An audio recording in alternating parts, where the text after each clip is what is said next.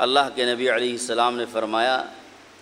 یحمل هذا العلم من كل خلف عدول، کہ اس علم کو ہر زمانے میں ایسا طبقہ اس علم کو لے کر پھرے گا اور اس کی ذمہ داری اٹھائے گا، ایک ایسا طبقہ ہوگا ہر زمانے میں جو اس علم کا بوجھ اٹھائے گا اور اس علم کو حاصل کرے گا اور اس کی حفاظت کا اتنا زبردست کام کرے گا کہ ینفون عنہ تحریف الغالین وانتحال المبتلین وتعویل الجاہلین، کہ اس علم میں جو تحریفات ہوتی ہیں اور بیجا تعویلات ہوتی ہیں، اس کے معنی اور مطلب کو بگاڑ کر امت کو گمراہ کرنے کی جو کوششیں ہوتی ہیں، ان سب سے اس علم کی حفاظت کرے گا۔ یہ میں خلاصہ بتا رہا ہوں، لفظ بلفظ ترجمہ نہیں۔ اور پھر ظاہر ہے کہ کتنی بڑی یہ ذمہ داری ہے ہم پر اور آپ پر کہ علم کو صحیح طور پر حاصل کرنا، اس کی حفاظت کرنا اور پھر اس میں بگاڑ آنے سے بچانا۔ کہ علم تو مجموعہ ہے قرآن کا اور حدیث پاک کا، تو قرآن و حدیث کے معنی کو اور اس کی تفسیروں کو اور اس کے مطلب کو اور اس کی مراد کو اگر کوئی بگاڑ کر پیش کر رہا ہو اور اس میں بیجا تعویلات کر رہا ہو اور امت کو گمراہ کر رہا ہو قرآن و حدیث ہی کے نام پر، تو ان کی ان بیجا تعویلات کا پردہ چاک کرنا اور امت کو ان کی ان بیجا تعویلات سے بچانا کتنی بڑی ذمہ داری ہے۔ اللہ کے رسول سرکار دو عالم صلی اللہ علیہ وسلم کی طرف سے ایسے طبقے کے لیے بشارتیں آئی ہیں جو اس طرح کی خدمات انجام دیتا ہے۔ مولانا مفتی انیس صاحب زید مجدہم نے کھڑے ہو کر کے جو صفائی پیش فرمائی، تو اس پر مجھے یاد آیا کہ ہمیں واقعی ہم نے اس طرح کی تحریکوں اور اس طرح کے کاموں کو بعض دفعے کچھ لوگوں کے اشکالات کی وجہ سے یہ سمجھ رکھا ہے کہ یہ ایک فضول کام ہے اور ایک بیجا کام ہے، اور ہم اس کی ضرورت کو محسوس نہیں کرتے اور ہم غفلت میں رہ جاتے ہیں۔ اسی کی بنا پر امت کا ایک بڑا طبقہ جب باطل پرست اپنے باطل فکروں کو اور باطل نظریات کو اور اپنے باطل خیالات کو امت میں چلانے کی کوشش کرتا ہے اور اس میں قرآن و حدیث کا اور دیگر دلائل کا حوالہ دیتا ہے، تو امت بڑی آسانی سے بہک جاتی ہے اور ان کے بہکاوے میں آ جاتی ہے اور ان کے جال میں پھنس جاتی ہے۔ اور اللہ معاف فرمائے، ہم اس کے تماشائی بنے رہتے ہیں، حالانکہ ہماری ذمہ داری تھی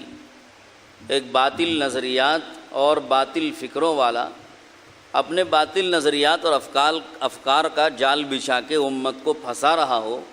تو ہماری ذمہ داری تھی کہ ہم اس باطل نظریے کو پہلے سمجھتے اور پھر اس کے ابطال کے لیے کھڑے ہوتے اور ان کے بچھائے ہوئے جال کو توڑتے اور امت کو ان کے جال سے نکال لیتے۔ یہ ہماری ذمہ داری تھی، مگر ہم نے اس میں غفلت برتی،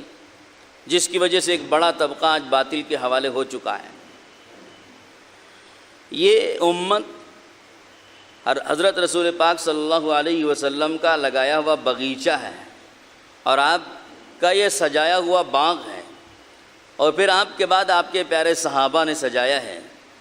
اور پھر ان کے بعد تابعین ہیں، تبع تابعین ہیں، محدثین ہیں، مفسرین ہیں، فقہاء ہیں،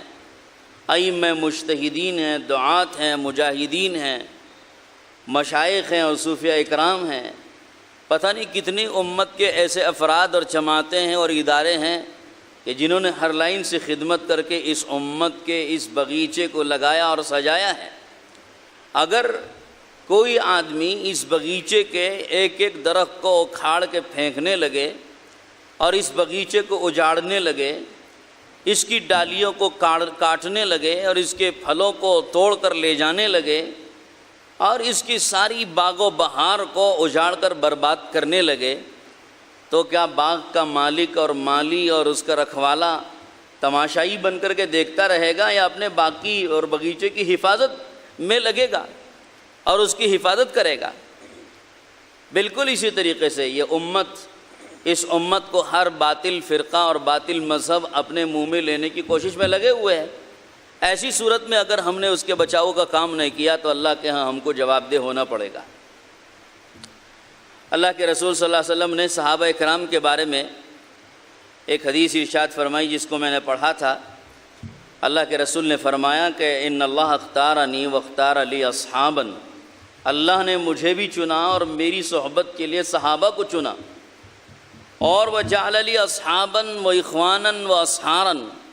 میرے لیے اللہ نے صحابہ کو اور بھائیوں کو اور سسرالی رشتہ داروں کو اللہ رب العزت نے مجھے چن کر کے عطا فرمایا ہے۔ تو گویا اللہ کے رسول صلی اللہ علیہ وسلم صحابہ کرام کی یہ امتیازی شان بیان کر رہے ہیں کہ یہ وہ جماعت اور طبقہ اور یہ وہ افراد ہیں کہ جنہیں اللہ نے چن کر میری صحبت میں مجھے دیا تاکہ میں ان کی تربیت کروں، انہیں تعلیم دوں اور انہیں دین سکھاؤں اور علم سکھاؤں، اور اللہ رب العزت نے جو کچھ مجھے عطا فرمایا ہے وہ میں ان سب کو دوں۔ لیکن کچھ لوگ ایسے آئیں گے، سیجیء قوم بعدہم، کچھ لوگ ان کے بعد ایسے آئیں گے، یعیبونہم وینقصونہم، کہ ان میں عیب لگائیں گے اور ان کے نقائص بیان کریں گے۔ یہ اللہ کے رسول نے اپنی زندگی میں پیشن گوئی جو قیامت تک کے زمانے میں ہونے والے حالات کے پیش نظر یہ ارشاد فرمائی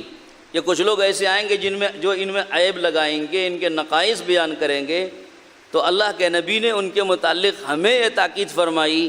کہ فلا تواکلوہم ولا تشاوروہم ولا تناکحوہم ولا تصلوا علیہم ولا تصلوا معہم، ایسے لوگوں کے ساتھ بیٹھ کر کے کھاؤ مت، کھانا پینا مت کرو ان کے ساتھ،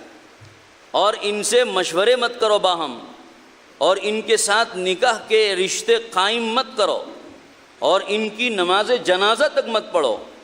اور ان کے ساتھ مل کے نمازیں بھی مت ادا کرو۔ کتنی سخت بات اللہ کے رسول علیہ الصلوۃ والسلام نے ارشاد فرمائی ہے۔ یہ حدیث حافظ ذہبی رحمۃ اللہ علیہ نے الکبائر میں ذکر فرمائی ہے۔ جس کو شوق ہو وہ اس کتاب سے رجوع کر سکتا ہے۔ تو الغرض یہ وہ زمانہ ہے کہ جس میں صحابہ کو نشانہ بنایا جاتا ہے، فقہ حنفی کو نشانہ بنایا جاتا ہے، ائمہ اربعہ کو نشانہ بنایا جاتا ہے، مشائخ کو اور بزرگوں کو نشانہ بنایا جا رہا ہے، سلف صالحین کو نشانہ بنایا جا رہا ہے،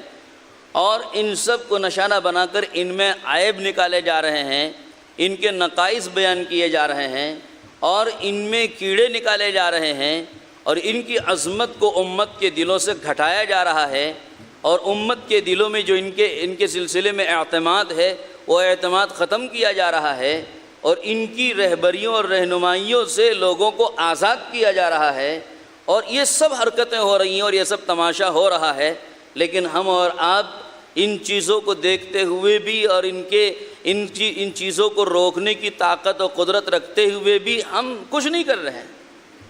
تو کیا یہ ہماری ذمہ داری نہیں بنتی ہے کہ ہم آگے بڑھیں اپنے نسلوں کی حفاظت کے لیے اور اپنے خاندانوں کی حفاظت کے لیے اور اپنی امت کے رسول پاک علیہ الصلوۃ والسلام کی اس امت کی حفاظت کے لیے ہم اس طرح کے اقدامات کریں؟ اور یہ جو باطل تعویلات ہو رہی ہیں اور جو بیجا تعویلات ہو رہی ہیں اور معنی کو بگاڑنے کی جو کوشش کی جا رہی ہے، ساری حرکتیں جو ہو رہی ہیں ان کا پردہ چاک کر کے امت کو اس سے بچایا جائے، کیا یہ ہماری ذمہ داری نہیں بنتی ہے؟ ہم ذمہ دار ہیں، اللہ رب العزت نے ہم کو ذمہ دار بنایا، اللہ کے نبی علیہ الصلوۃ والسلام نے بھی ہم کو ذمہ دار بنایا۔ اگر ہم نے یہ ذمہ داری نہیں نبھائی اور دین میں بگاڑ آیا تو پھر ہمیں کل قیامت میں اللہ کے نبی کو بھی جواب دینا پڑے گا اور ان صحابہ کو بھی جواب دینا پڑے گا، ان محدثین کو اور ان فقہاء اور ائمہ مجتہدین کو بھی جواب دینا پڑے گا کہ جن کی قربانیوں کی بدولت یہ سب دین آج محفوظ ہے۔ ہند میں انوکھا مرکز